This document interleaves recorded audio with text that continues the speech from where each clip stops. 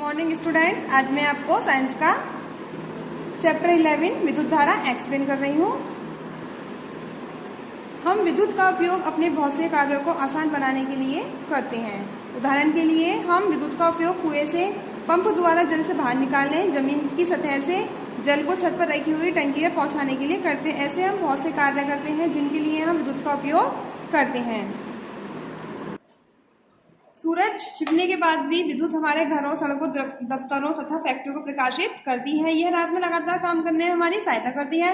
विद्युत हमें बिजली घर से प्राप्त होती है, फिर भी विद्युत आपूर्ति ठप हो जाती है।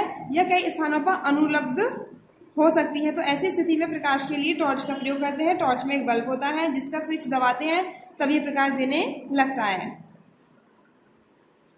विद्युत सेल, टॉर्च के बल्ब को विद्युत सेल से मिलती है। विद्युत सेल का उपयोग विद्युत स्रोत के रूप में हम अलार्म घड़ी, कलाई घड़ी, रेडियो, कैमरा तथा अन्य युक्तियों में किया जाता है। विद्युत सेल को आपने ध्यानपूर्वक देखा होगा कि इसके एक ओर धातु की टोपी और दूसरी ओर धातु की डिस्क होती है।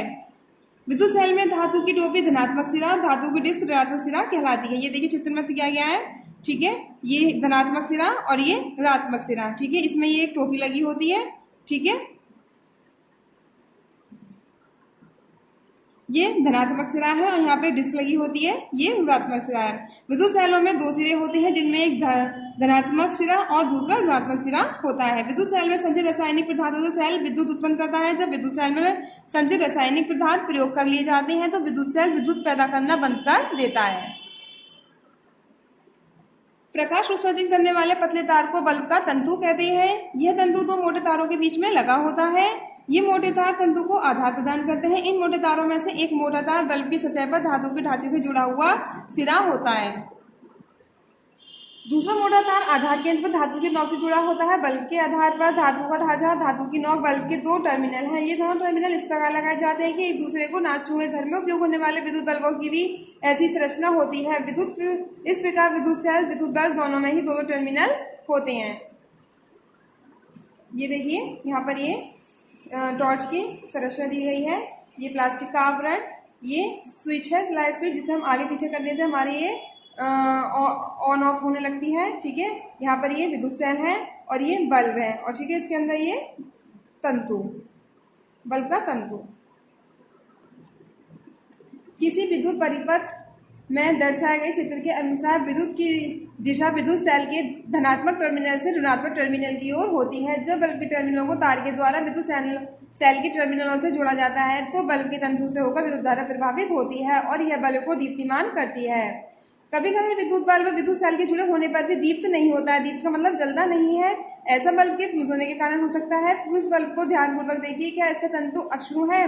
विद्युत बल्ब कई कारणों से फ्यूज हो सकता है। इनमें से एक कारण है कि बल्ब के तंतु खंडित खराब होने के कारण विद्युत सेल के टर्मिनलों की भी विद्युत धारा का परिपथ टूट जाता है। इसलिए फ्यूज बल्ब इस तंतु से विद्युत धारा प्रभावित न होने के कारण दीप्तिमान नहीं होता है।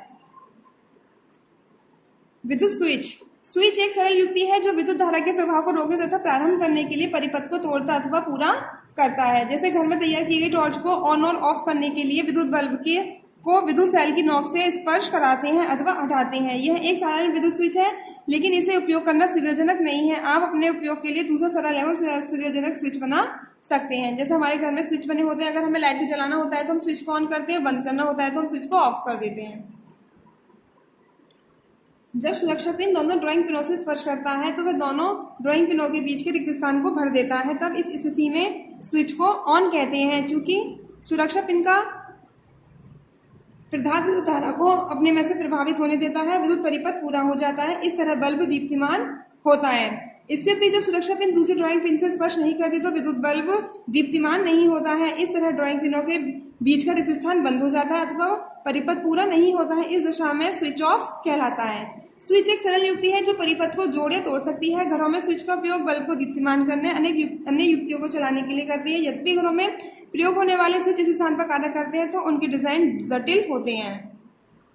ये देखिए यहाँ पर ये चित्र दिया गया है, इसमें देखिए यहाँ पर ये हटी हुई है ये पिन, ठीक है। तो इसलिए यहाँ पर बल्ब ये दीप्तिमान नहीं हुआ, जला नहीं है। लेकिन जब हम इसको इससे जोड़ देंगे तो ये बल्ब यहाँ पर दीप्तिमान हो जाएगा, ठीक है, अर्थात बल्ब जल जाएगा।